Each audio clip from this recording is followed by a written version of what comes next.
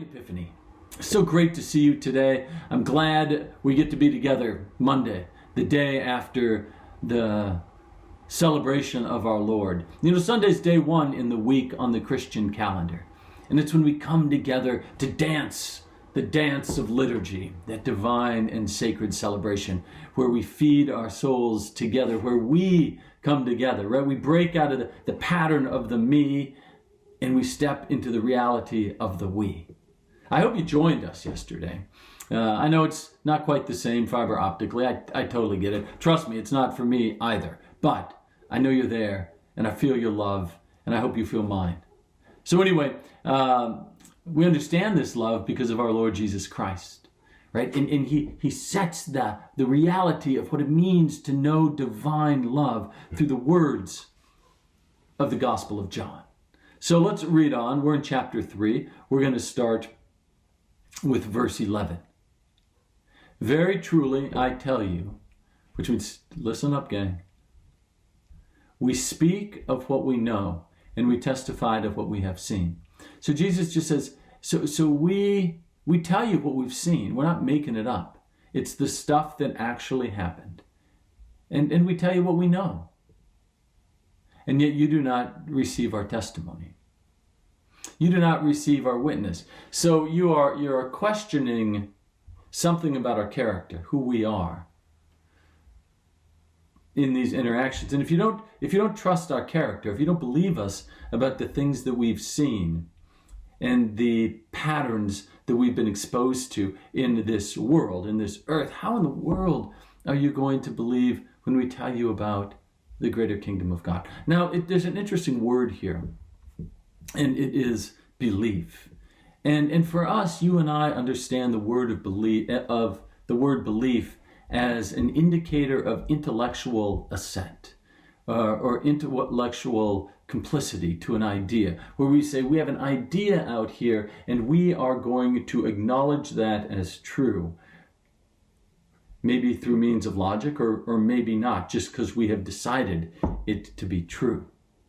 Now, a better translation here than belief is actually the word trust. And the difference between trust and belief is pretty significant, because trust is built.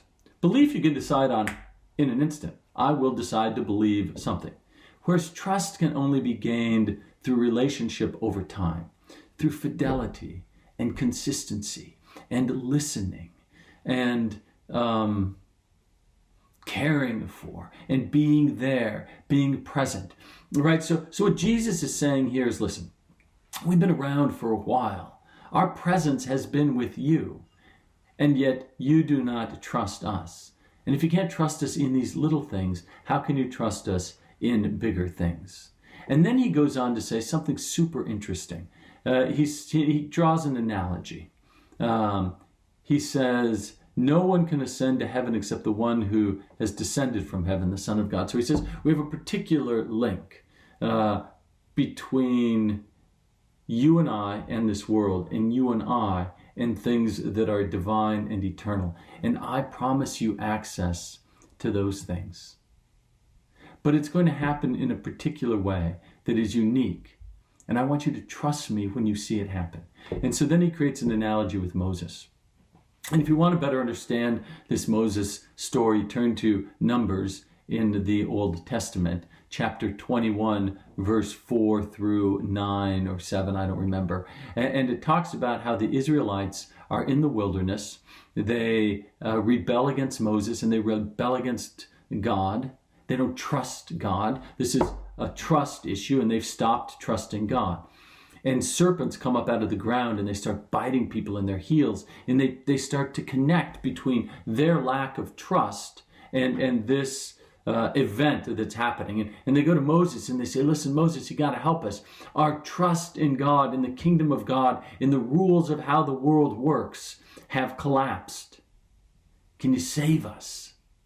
And not dissimilar to what people are actually asking from Jesus. We have lost trust in how God works in the world, and our world is collapsing. At the time, it was collapsing around the Roman Empire and Rome's control over Israel. And so what Moses does is he takes one of these serpents and he puts it up on a pole. And that symbol presents to the people of Israel how you are supposed to now pay attention to these serpents. And I guess things got better. We have Jesus putting up on a pole, right, on a cross. And we pay attention to that cross. We pay attention to him up there. We trust that what he's doing is going to lead us to a better place. And indeed it does. So hold that idea of trust and Jesus and knowing him and fidelity to him and the consistency God has put in the world so we can indeed follow Jesus. So we'll talk more about this tomorrow. We get to the fabulous John 3:16 and we'll explore that verse together. But until then, pray for me and I'll pray for you. Reach out to somebody in the congregation.